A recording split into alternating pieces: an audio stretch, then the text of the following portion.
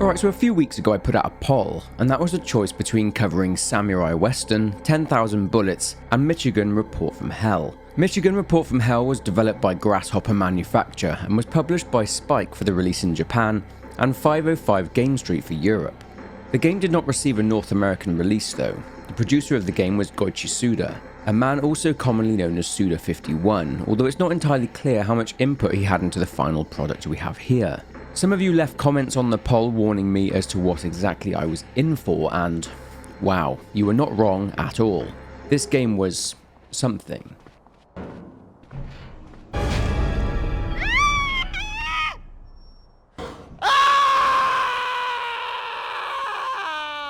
Despite the absolutely awful, albeit legendary voice acting in this game, the concept of the gameplay was actually pretty good, and some consider way ahead of its time. Quite simply, you control a cameraman for a Zaka TV news crew called in to help cover a developing story as something mysterious is happening.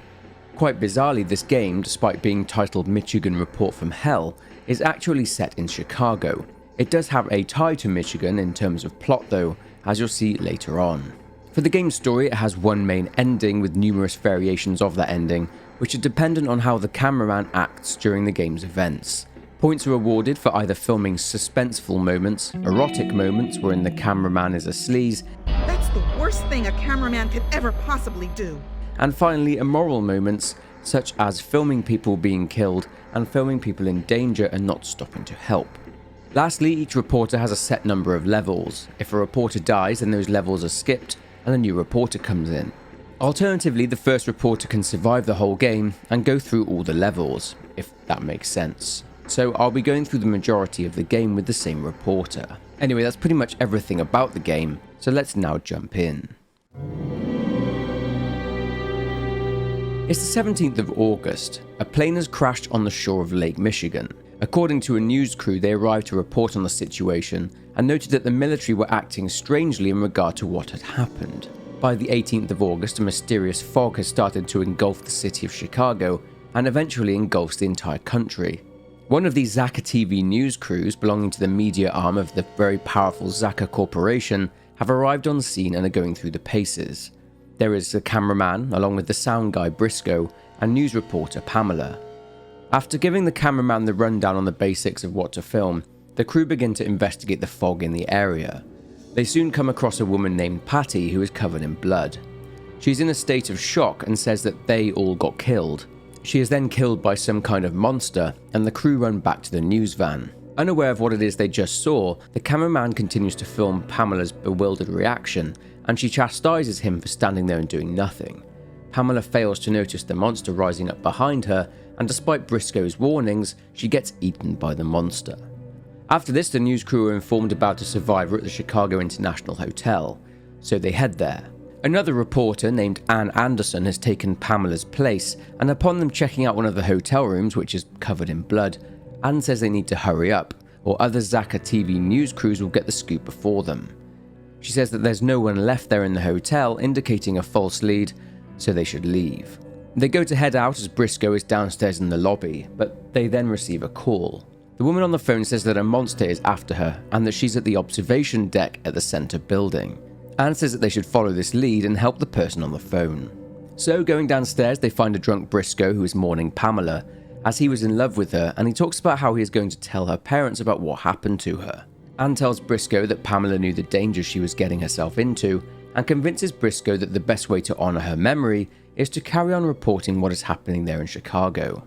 After getting Briscoe sobered up and after helping Anne avoid a spider attack, they head to exit the hotel and a monster smashes through the front doors. The monster emits small leech-like creatures from itself, and the cameraman points them out to Anne and she shoots them.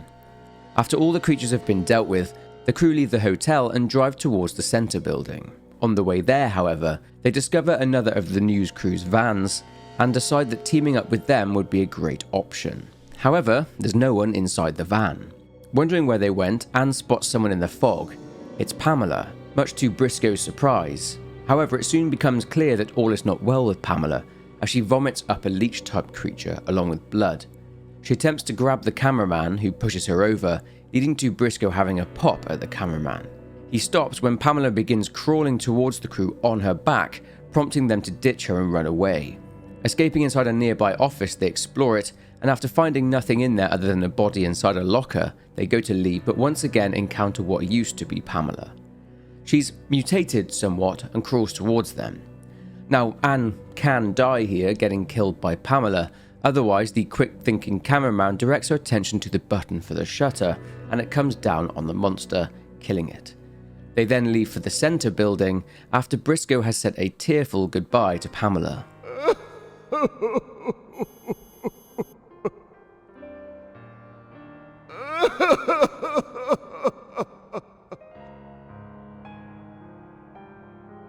Let's go, Briscoe. The survivor is waiting in the center building. I'm sorry, Pamela. Arriving, Anne does her report on the crumbling center building. Looking around, they don't really find much else other than dead bodies. Ascending to the observation deck, Anne explains what's going on and makes contact with the woman she spoke to on the phone back at the hotel. The woman's name is Becky Wands. She says that she is trapped and she has pretty much accepted that she is going to die. She asks Anne to deliver a message to her parents, and then delivers a rousing speech that would encourage even the most downcast of souls. Are you listening, Becky? Don't give up. You want to see Mom and Dad again, don't you? Then you can tell them you love them yourself. Yeah, okay. Are you sure? Do you promise? Just stay calm. Just wait right there. Becky! Hang on! After coming across more bodies and crossing narrow beams and saving Anne from certain death, Oh! the cameraman and the crew find Becky. Unfortunately, she is being devoured by a monster, so the cameraman can either stop filming to try and help, or just keep rolling in order to try and get that dramatic footage for their report. If the cameraman keeps rolling, Anne is pleased, but Briscoe is not happy at all. Anne! I can't believe you. Regardless of the cameraman's choice, they agree to head to their office. Upon calling the elevator though, a monster emerges from it. Running behind a corpse, the cameraman directs the monster's attention to that instead. Now, either the cameraman and Briscoe can leave Anne behind to her death, meaning that she'll get replaced by another reporter, but of course for the sake of this explanation, she escapes with Briscoe and the cameraman and tells them both to man up. Inside their headquarters, Anne walks off to get changed. The cameraman has the option to peek on her getting changed and sees something in the room with Anne. If he stops filming in order to help her, she is annoyed at him and Briscoe for peeping on her, saying that she'll sue them. Huh, some thanks. And she was just about to get eaten too. Who does she think she is? She changes her tune though, as they presumably show her footage of her in danger. The cameraman can of course not help, and can film her grisly demise. Anyway, after finding a book containing photographs of all the staff at Zaka, Briscoe has another good cry over Pamela, and in searching the offices they find no one is there. The phone then rings and an elderly man is calling for help from a nursing home. Everyone else got evacuated and he got left behind. Anne says that they should go and rescue him, but Briscoe says that it's too dangerous. Despite Briscoe's protestations and him accusing Anne of really only wanting the good scoop opportunity, to which she does not deny that being her motive, they all head off for the nursing home. A little bit later they arrive, and after an initial intro to their report, they hear some cries coming from a lounge. They find another reporter from Zaka TV called Justine, who has been tied to a pool table. Speaking with her, she has absolutely no idea how she ended up there. All she remembers is that whilst at the office, someone attacked her from behind and knocked her out and she woke up there. The crew need to find a way to unlock the chains that hold her in place. They spot a poster on the door which indicates how to rack the balls in order to play pool. Needing to find the remaining balls, they see that the chandelier hovering over the table is fragile and looks like it could come down, so the crew need to hurry. Finding numerous pool balls all over the nursing home as well as bodies, the crew find a bathtub filled with what appears to be blood. They also find a secret doorway. Inside is a strange room covered in a child's handprints, and there's a strange ghost in the corner. Weird. The final ball is in there, so they head back down and arrange the balls as per the diagram. If they're not quick enough, then the chandelier will fall on Justine, but otherwise they manage to save her just in time. Get it? Anyway, she thanks the cameraman, giving him a kiss on the cheek, much to Briscoe's dismay, as he feels that he saved her. Mentioning the old man from the phone call, Justine says that she was the only one there. The crew wonder if they were lured there, but they're not sure for what purpose exactly. Looking around the nursing home, they enter the garage and find a monster inside there. It has seemingly assimilated a load of bodies into itself and has a very long neck. Going off of a note found earlier that says that bullets will not harm the monster, they spot a gas canister on a top shelf and shoot that, covering the monster in gasoline. And shooting it sets the creature alight, and it dies. Speaking with Justine, she says that the station chief, the reporter's boss, told everyone to go home, and that she, Justine, saw everyone off herself. She says that they are probably with their families and have escaped the city. Justine then says that she is going to go to her family, as they may still be in Chicago looking for her. Anne mentions the other news crews, and Justine says that one crew went to a place called the Miller Mansion after a monster was sighted there. It's a crew being led by a man called Christian Henning. The Miller Mansion, huh? All right, thanks. Let's go. God damn it! Be a miracle if we get out of Chicago alive! After dropping Justine off, the crew arrive at the Miller Mansion. They are met with a horrific sight as some sort of large insect creature is there blocking the staircase. Forced to try and find a way to defeat the creature, they find a gun cabinet and later a key for it. However, on going down into the basement of the mansion, they find one of Christian's crew down there, dead. Opening the gun cabinet, they obtain a shotgun and use it to kill the creature. Passing by it and heading upstairs, they discover another door unlocking contraption, this time linked to the bathtub, and draining it, they go through a door and find Christian there with part of his leg missing, and he's bleeding to death. He says that he is a fool and that he got his whole team killed, revealing that he is the director of Zakka TV. He says that what's happening there in Chicago is strange, and he says that what Zakka are doing is also strange. He mentions someone named Jeff, and that he might know more details about whatever it is that Zakka have apparently been up to, as the station chief has been sending him out on special assignments. Christian says that Jeff had gone to St. Matthew's Church to do a story there. He also asks Anne to tell his wife that he is going somewhere far away to do a story. It sounds like code for dying to me. Anyway, after Christian dies, Anne mourns him and says goodbye. At the church, a dejected Anne gives a report stating that she's lost so many things, and admits that this may be her final report. Moving into the church, their search for Jeff takes a turn for the worse, as deceased bodies lie everywhere. Anne says that she saw something move near the front of the church, and sure enough, a monster appears. The monster, implied to be Jeff, has a large tentacle coming from its head, which spews out the leech-type creatures, and once again, moving to the balcony, the cameraman points out the leeches and Anne blasts them to smithereens. Spotting a large statue hanging from the ceiling of the church and above the monster, the cameraman points it out to Anne and she shoots it, causing it to fall directly on top of the monster, killing it. Anne is distraught, having killed Jeff, Pamela and other people, but Briscoe reminds her that they weren't human anymore and that they were just monsters. Anne says that she is going to part ways with Briscoe and the cameraman as she wants to check up on her family. Briscoe says that they'll head to the Zakka TV headquarters in order to find the chief and to confront them about what's been going on. However, upon driving there, Briscoe crashes due to poor visibility on account of the fog. After having walked around for a while, they come upon some lodges at a campground. They immediately spot someone lying passed out on one of the porches.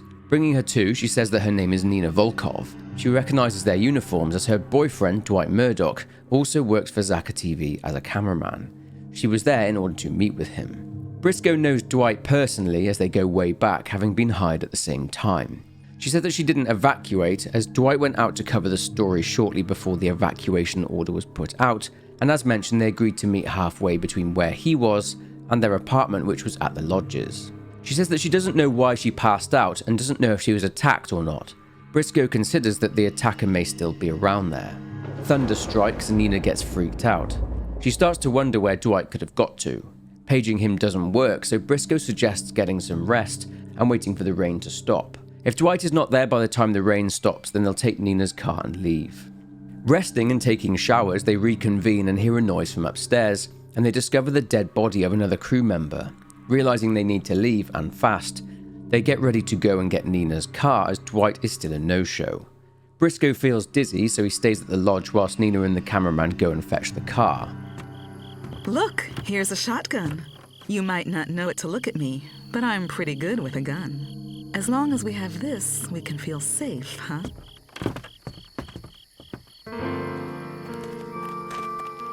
Briscoe was pretty calm about finding his coworker dead, don't you think?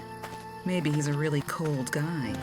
Or maybe he's just seen too much, and he's gotten numb to it all. But wait a minute. You don't suppose... Do you think Briscoe could be... Nah, he couldn't be. What am I thinking? I must be getting really tired to have a suspicion like that. Here it is. This is my car. Come on, get in. Let's get back to the lodge. Briscoe is waiting for us. Briscoe is listening to music, but he says that he feels good now and they can leave. They have to fight off a monster which comes up through the floorboards, and after some fine shooting, Nina takes the monster down with the shotgun she found earlier on. That thing wasn't so tough. Don't let your guard down just yet. In the movies...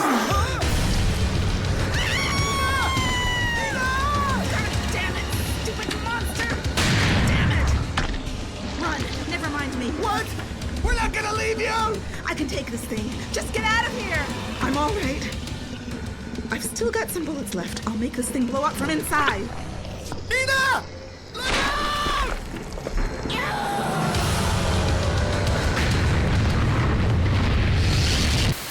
Driving back to Zaka TV headquarters, Briscoe and the cameraman meet back up with Anne, who tells them that her family managed to evacuate, except her cat, Jonesy, wasn't there.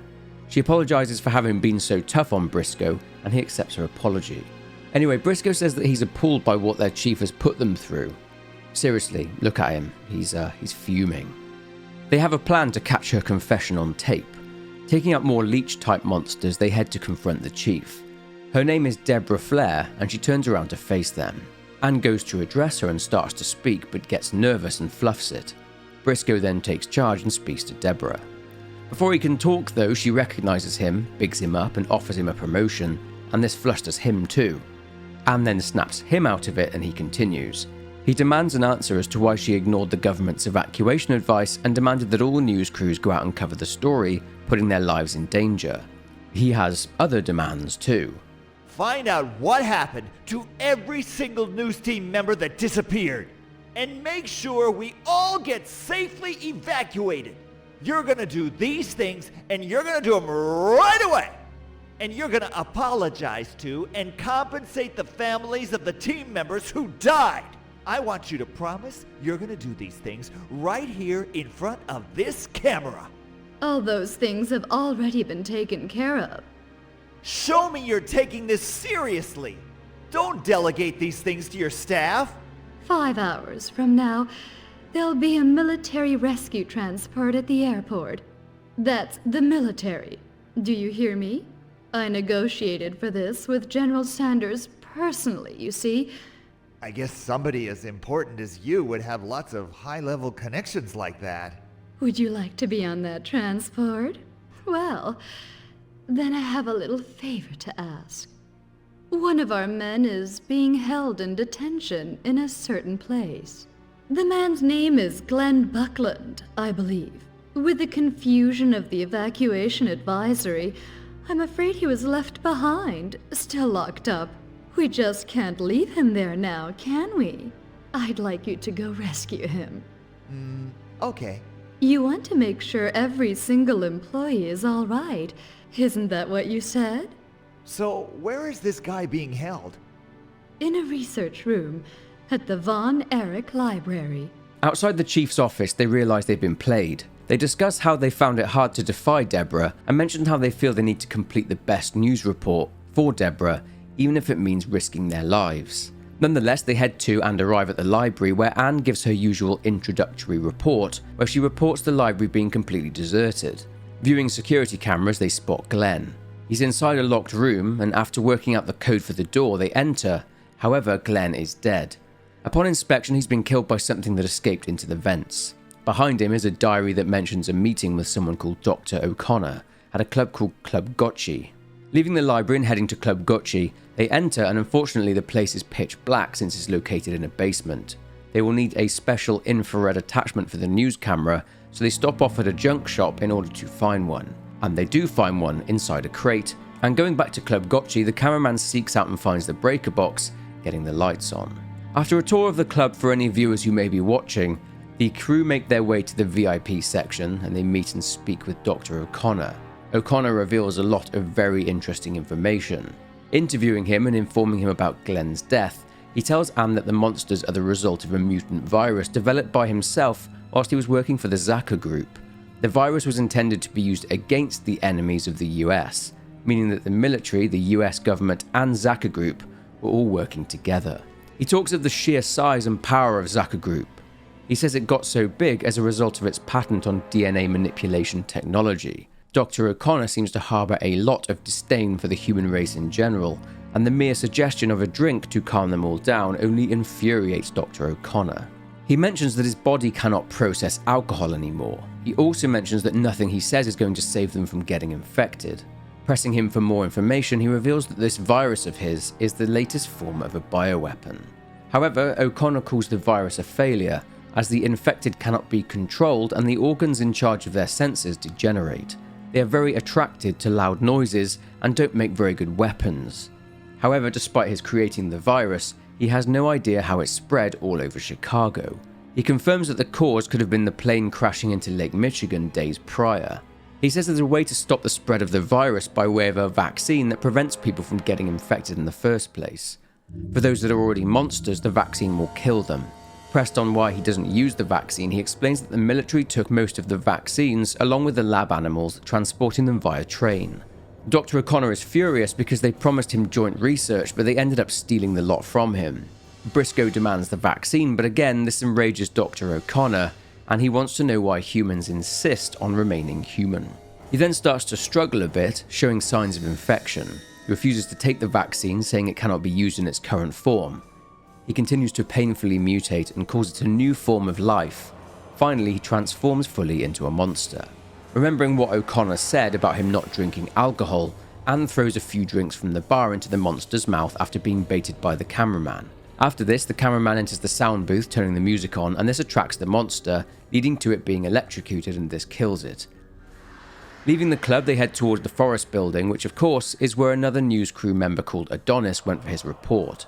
Thinking that he may have some information, they need to track him down, so they arrive at the Forest building. The place doesn't seem to have been attacked by monsters, but upon further investigation, they encounter the leech-like creatures again and also find the not dead but definitely infected Adonis after he emerges from a locker. Forced to abandon him, they head towards the train station hoping for a lead on the vaccine. From the train the military used to transport the animals, and they soon spot a news van belonging to Zaka TV.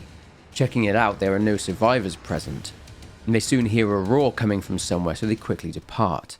Arriving at Grant Park Station, Anne films her intro, naming the Zaka Group as the people responsible for the Chicago outbreak. She mentions the vaccine, so they set out to investigate and to try and find it. Checking out the train on one of the platforms, they find cages that had been busted open. On another platform, another body lies there, a researcher who was holding a smashed bottle which contained a chemical, the vaccine. The ingredients are written on the side of the bottle. If they can find those ingredients at a store, they can make their own vaccine. As they go to leave, Anne and the crew are then attacked by a monster. Spotting the signal at the end of the platform, they switch it, and the train smashes into the monster, killing it. Afterwards, a man walks across the tracks and asks for their help, as he says that he's hurt his leg. The cameraman can of course simply film the man getting splattered by another train, but can also help him up onto the platform. If helping him, the man tells the crew that he lost his ID card. The man says that he'd go with them, but he has to stay there at the station and wait for somebody. Finding his ID card, the man appears to be a CIA agent. Leaving, they find a special type of ammo that can be packed with the vaccine. Handy. They then leave the station and go to the convenience store. The cameraman writes that Briscoe seems to be rather erratic and seems pretty irritated that they couldn't find the vaccine at the station. When there, they head into the back room and find what they need, ingredients in order to create their very own vaccine for the virus. Leaving the store, they head for the airport as they now need to try and escape Chicago, but it's a fair way away, and they stop at a hotel to rest as Briscoe feels tired. Of course, they get there and it seems abandoned. All of the crew find rooms and go to bed. Dependent on which room the cameraman chooses, he can either wake up and be chased by a monster that he has to kick into the fire, or he can hear Anne knocking on the door. Answering it, she says that something seems to be in the hotel with them. They agree to leave, but they hear something coming from one of the rooms. Anne wants to check it out, but Briscoe is not keen at all.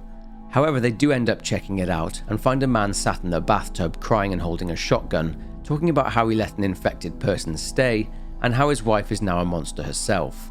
As usual, the cameraman can intervene but can also carry on filming for the immorality angle.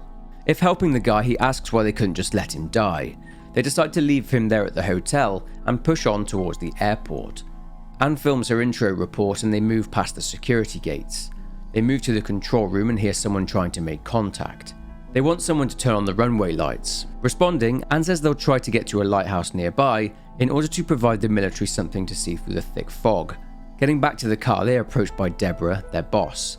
She is in danger of being attacked and the cameraman again can choose to intervene or not, and the monster that is trying to attack Deborah is revealed to be Pamela. If he doesn't intervene, then death of course, but if he does, she thanks the crew for saving her.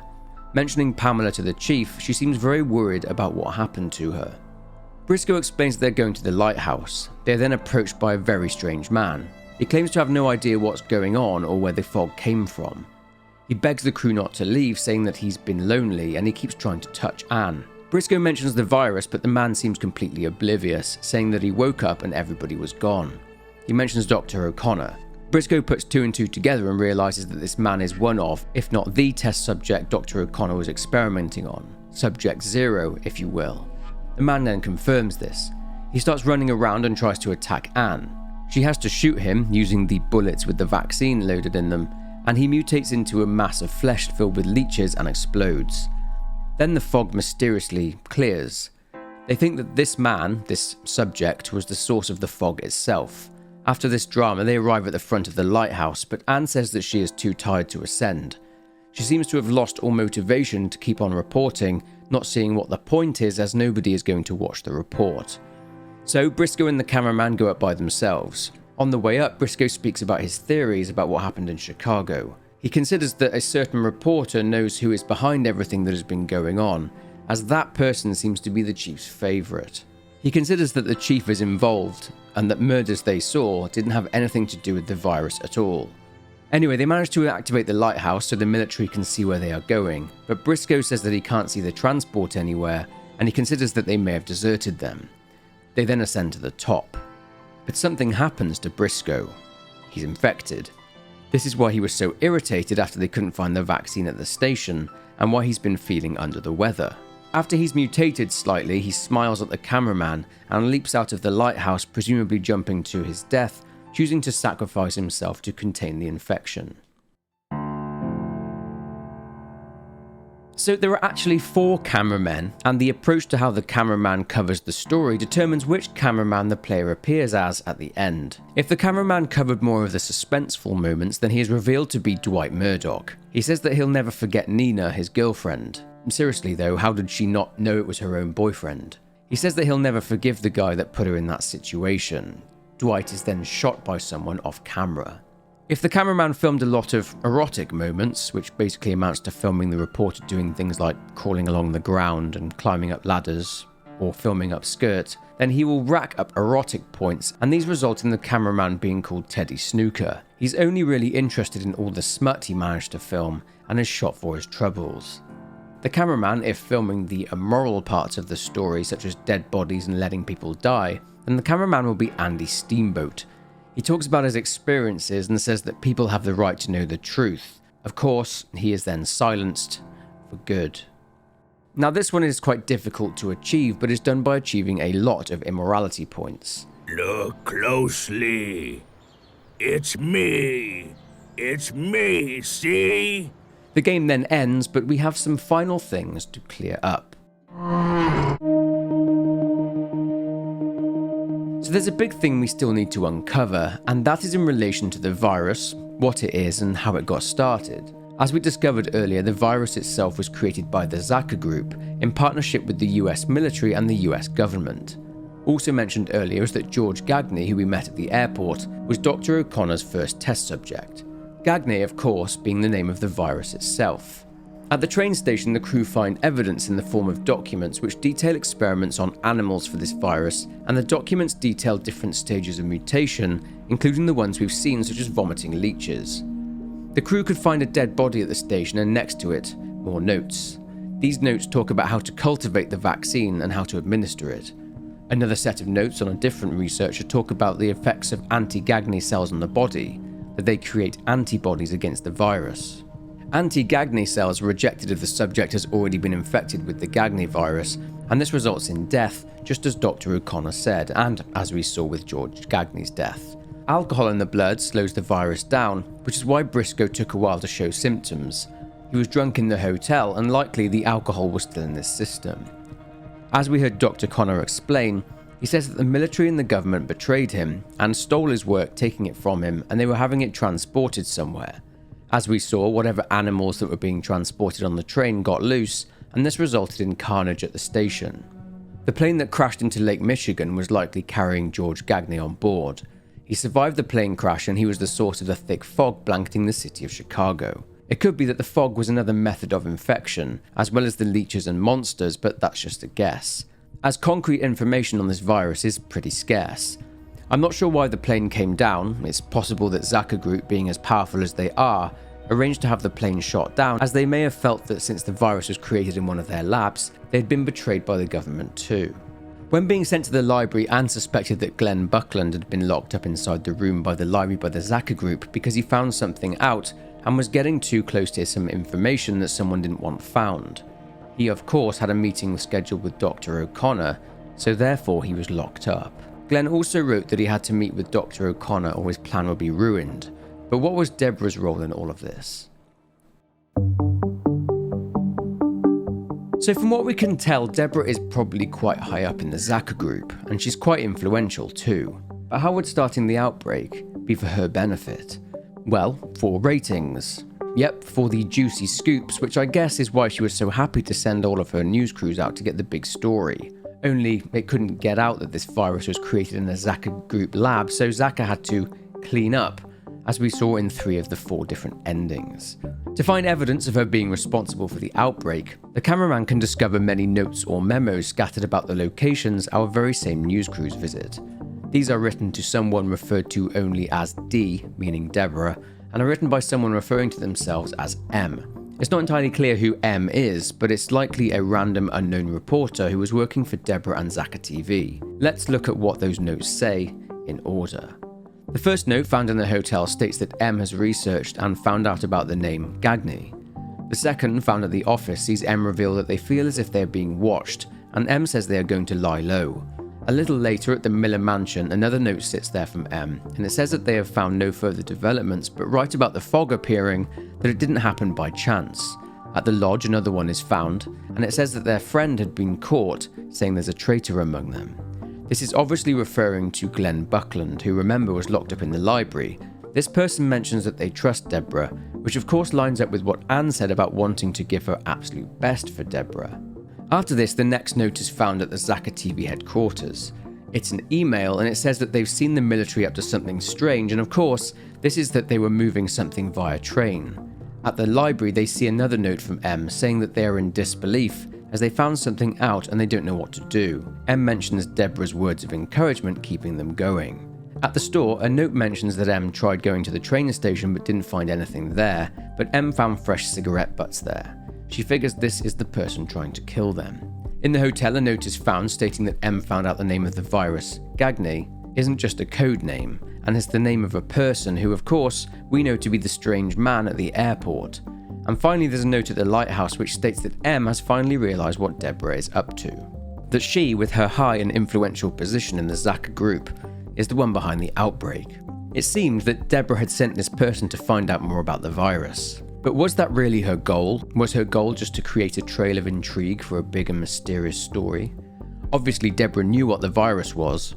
This person followed the proverbial breadcrumb trail and ended up at the very same places that our crew did. As mentioned, she wanted the juicy story for the ratings boost. It's not clear what exactly happened to M, but there's even more going on in this story that we haven't covered yet.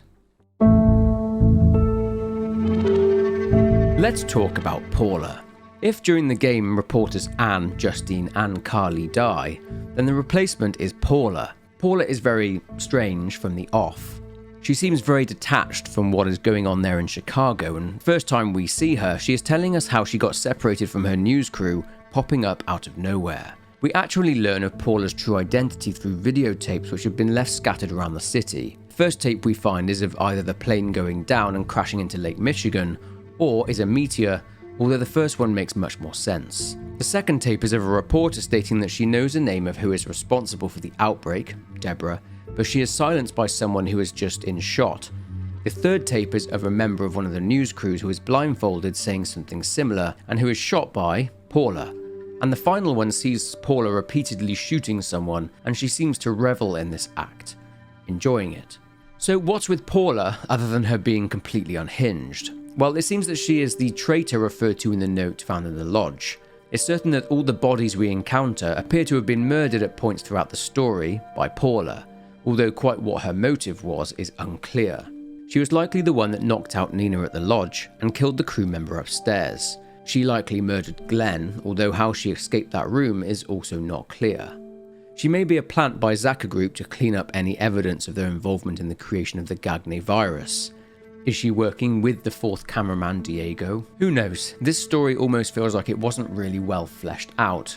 I'm not sure what exactly I was expecting given the reaction to this game. It's become known as more of a good-bad video game, with hammy voice acting and plot holes.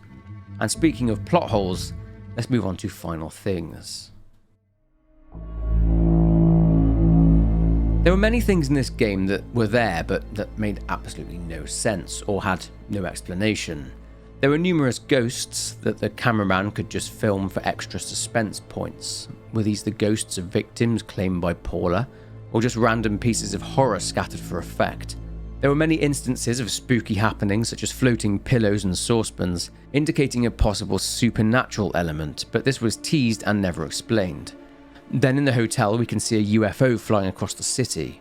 What on earth? But let me know in the comments what you think about this. And finally, the CIA agent at the station. On writing the script for this video, I considered that the memos being written by M, stating that they were being followed and finding fresh cigarette butts everywhere at the station, suggests that maybe these were from the CIA agent who was working for the US government to silence anyone who was a threat to this secret getting out. Maybe, but again, who knows? Very ambiguous. So to close, playing this game a few times through, I might add, made me consider that this game may have been a prototype for another project that never came. An experiment of a new concept. I did read somewhere that Goichi Suda had no idea that this game had achieved a European release, and I'd imagined that he wasn't all that happy about it. Despite this game being what it is, many people wish for a remaster or a remake of this game because I, like many others, believe this to be a quite brilliantly executed concept in terms of its gameplay, but absolutely horrendous one in terms of script, voice acting and storytelling. The way it used fog was quite indicative of the power of the PlayStation 2 console at the time. That type of PlayStation 2 fog was almost a staple, used in many PlayStation 2 titles such as Grand Theft Auto 3 and Silent Hill 2, mostly used to hide render distance. Anyway, I'm getting sidetracked, but that's something I'm saving for something new and a little bit different. But that's it for this video on Michigan Report from Hell. I'd like to thank people from the comments in introducing me to this game. It's certainly an interesting experience, but one that I ultimately did enjoy, and one that gave me a few laughs along the way. If you enjoyed this video, then please leave a like and subscribe if you are not already. Comment your thoughts down below, but for now, take care, and I will see you in the next one.